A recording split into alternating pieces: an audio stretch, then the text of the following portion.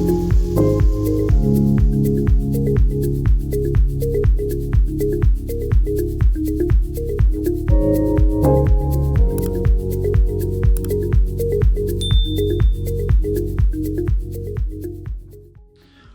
everyone, it's Artis from Mankind. Just another on a job. So I've started with end panels yesterday. I've done this one. Here we had to lose one in the middle here.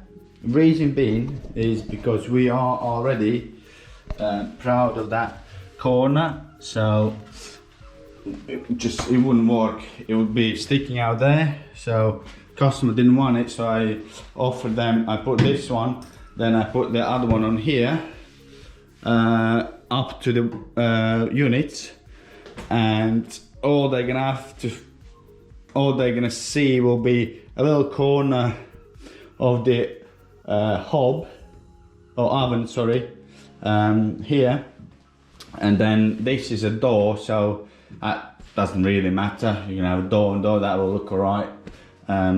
Yeah, so that's what we have to do. So that's why I'm really doing this video, because even though we got drawings, you need to always double check that everything sort of works out, which it didn't in this case.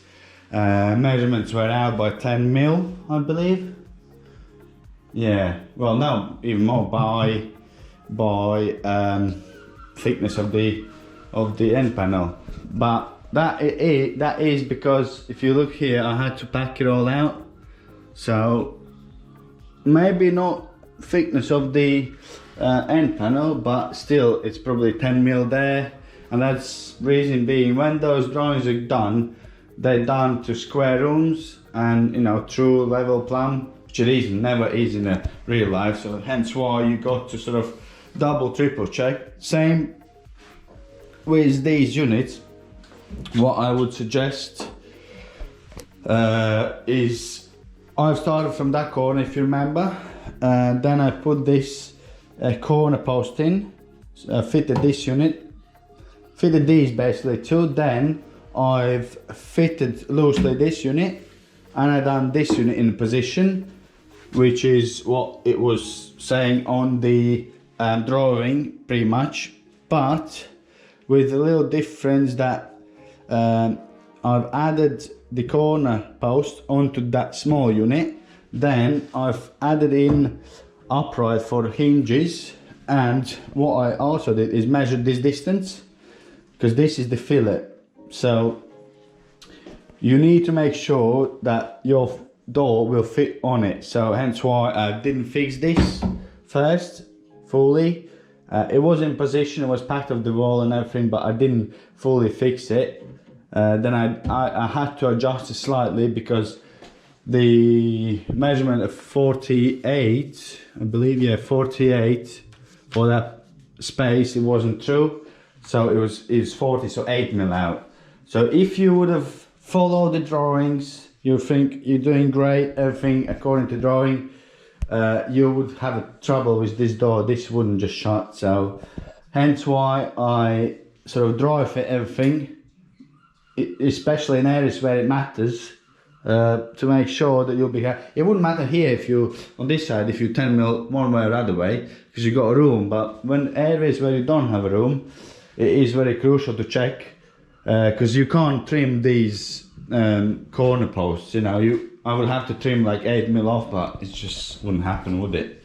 I know, even though I haven't quite finished the end panels yet, I will be doing wall tops today. Reason being, because the weather is good outside, and you know, it's a luxury this time of year, so I've stopped doing all the other bits. I'll get wall tops in, and to be fair, it will help, because I got a wall unit to go there and wall unit to go there, so it's going to be easier for me to lift the wall tops in to make sure they all fit, because obviously that ain't straight, none of that is straight, so that's going to be another thing I need to get over. But you know, that's normal, never get it really straight. It's not terrible, but you know, it's not perfect. So yeah, today plan is work on wall tops, Obviously all the units are in. What I might have to do is put a button here to take the end of the water.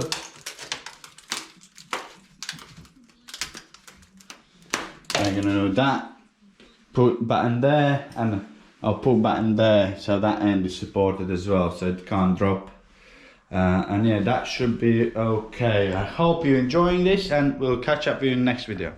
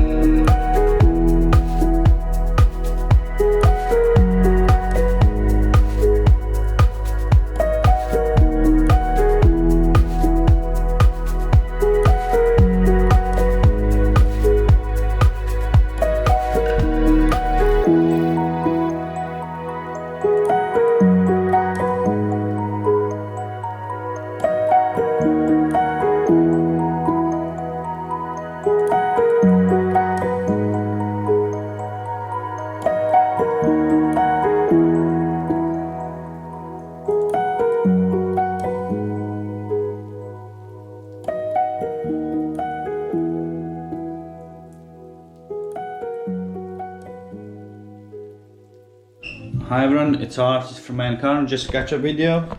Right, we've fitted a door on the top. That's on this tall ladder unit. Also, we've been given these infill panels, which are going to go like so. That is between two appliances and doors and drawers. So, what I have, as I said before, best is to dry fit everything to make sure it works out. And what I've noticed, what I've done, I need to drop this by 18mm, and that shows. So I've took measurement not from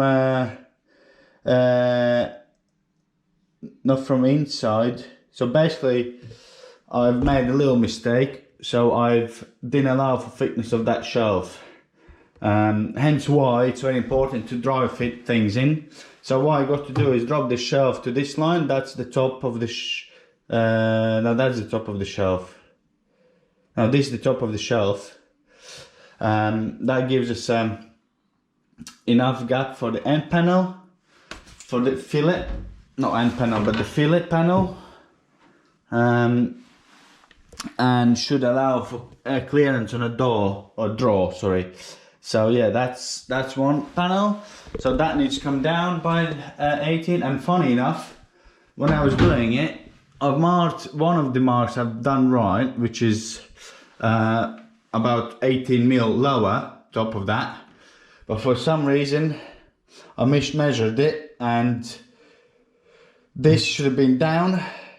So instead of pushing that up, I should have pushed that down, and then everything would work out.